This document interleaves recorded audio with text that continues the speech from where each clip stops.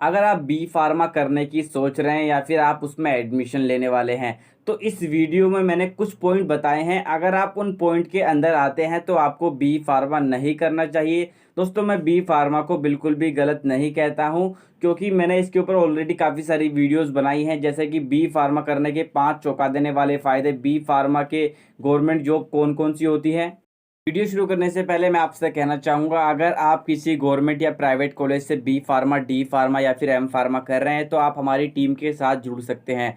मैंने एक नीचे एक वेबसाइट का लिंक दिया है, उस वेबसाइट पर क्लिक करने के बाद आपको सबसे नीचे जाना है पेज के। वहाँ पर हमारी टीम का आपको व्हाट्सअप नंबर मिल जाएगा, या फिर आप हमें इंस्टाग्राम पर फॉलो कर कर भी हमसे व्हाट्सअप नंबर ले सकते हैं और हमारी टीम के साथ जुड़ सकते हैं। वहाँ पर आप अपने कॉलेज की इंफॉर्मेशन शेयर कर सकते हैं। अगर आप किसी गवर्नमेंट कॉलेज से फार्मेसी कर रहे हैं, तो आप हमसे प्लीज़ व्हाट्सएप पर ज़रूर जुड़िएगा, ताकि आपकी कॉलेज की इंफॉर्मेशन बाकी बच्चों तक भी वहां पर पहुंच सके।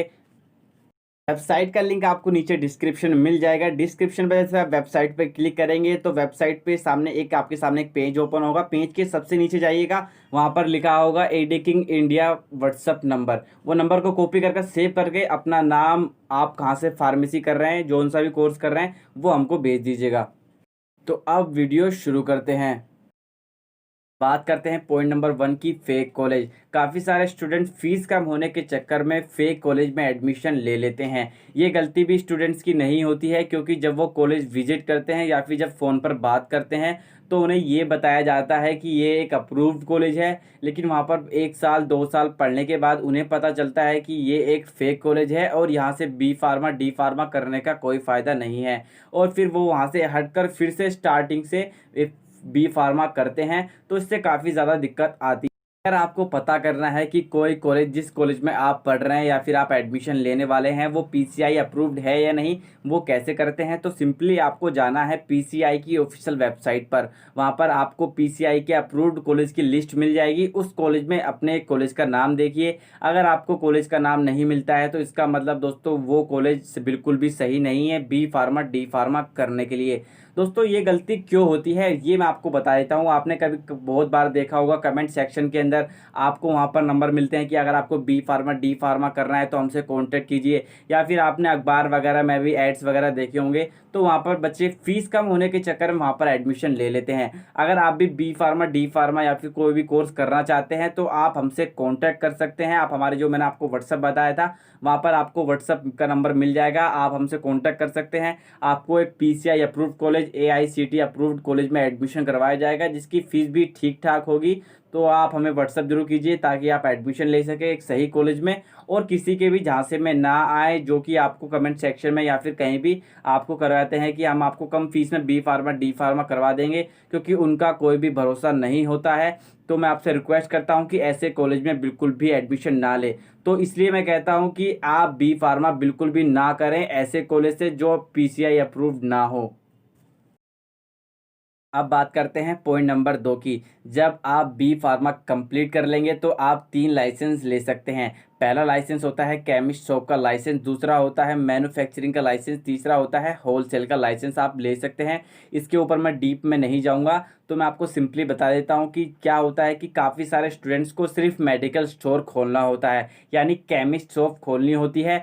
तो वो क्या करते हैं कि उन्हें पता नहीं होता है, तो वो सीधा बी फार्म करते हैं और 4 साल बाद अपना केमिस्ट शॉप का लाइसेंस लेकर अपनी केमिस्ट शॉप चलाते हैं। तो दोस्तों, आपको शायद पता होगा कि अगर आप डी फार्मा करेंगे तो 2 साल के अंदर आपको मेडिकल स्टोर का लाइसेंस मिल जाएगा, आपको 4 साल करने की ज़रूरत नहीं है। लेकिन इसमें यह है कि अगर आपको सिर्फ मेडिकल स्टोर ही चलाना है, तो आप डी फार्मा करिए, क्योंकि डी फार्मा में 2 साल का आपका कोर्स होगा। उसे करने के बाद आपके पास मेडिकल स्टोर का लाइसेंस मिल जाएगा, तो आपको 4 साल खराब करने की ज़रूरत बिल्कुल भी नहीं है। लेकिन अगर आप आगे पढ़ना चाहते हैं या फिर और फार्मेसी में कुछ करना चाहते हैं, तो बी फार्मा कीजिए, ताकि आपको 3 लाइसेंस भी मिल सके और आप आगे भी पढ़ सके। लेकिन अगर आपको सिर्फ मेडिकल स्टोर खोलना है, तो आप सिर्फ डी फार्मा कीजिए। मेडिकल स्टोर वाले बिल्कुल भी बी फार्मा बिल्कुल भी ना करें। अगर आपको सिर्फ मेडिकल स्टोर चाहिए, क्यों आपको 2 साल और ख़राब करने, जब आपको 2 साल में ही आपको मेडिकल स्टोर का लाइसेंस मिल जाएगा।